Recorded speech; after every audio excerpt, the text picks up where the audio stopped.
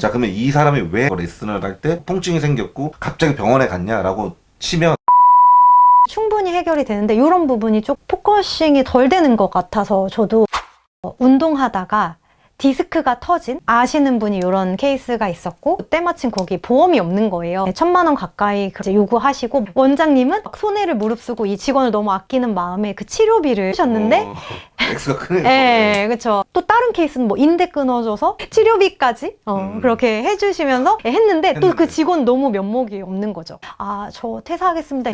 면목이 없는데 성과를 내는 게 아니라 퇴사했다고요? 아, 그렇죠. 해피형이었나 봐요. 네. 그렇게 이제 빠이빠이가 되고 되게 힘들어 하신 걸 제가 봤거든요.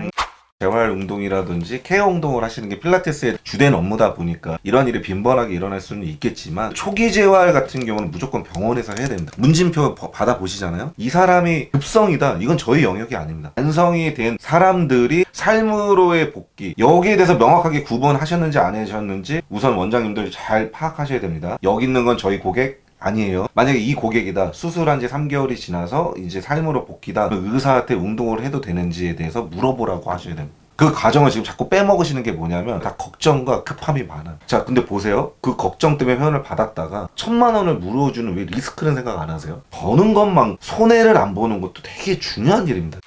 급성에 대해서 이제 말씀을 하셨었는데 제가 급성에 대해서 이해한 바는 이제 갑자기 윽 하고 아프고 나서 한 14일까지는 레스트가 필요하다. 네네네. 뭐 이렇게 알고 있는데 그런 급성이 하나 있고요. 또는 네? 이제 수술을 한 것도 급성이라고 봅니다. 그러고 나서 병원에 무조건 가야 하고 그것에 대해서 의사가 운동을 해도 좋다는 확인이 필요하고 그렇죠. 그 확인을 득한 후에 이제 운동을 해야 한다. 그다음에 운동에 대한 효과보다는 안정성 위주의 프로토콜을 원장님께서 제시해 주셔야 됩니다. 몸이 굳어지는 상태에서 롤링 같은 거 잘못 시키게 되면 위에 있는 수액이 압력을 엄청 많이 받게 되고 그러면서 터지는 경우가 대부분일 텐데 갑자기 어떤 필라테스 동작을 급하게 들어간다거나 그런 주의사항에 있는 고객한테는 굉장히 천천한 메소드를 주는 게 되게 중요하다.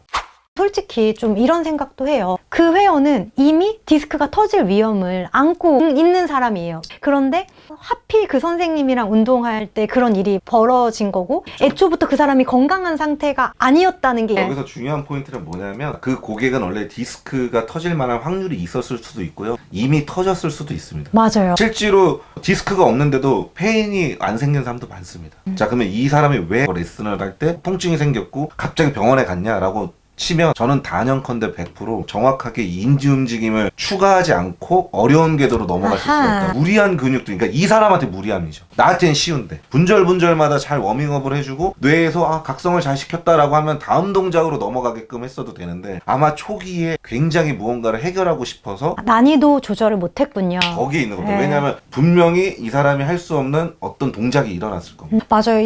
근데 이게 참 웃긴 게 필라테스 동작이 좀 그런 롤링하는 동작도 많고 분절하거나 컬할 때 압을 받을 수 있는 동작이 엄청 많잖아요. 많죠.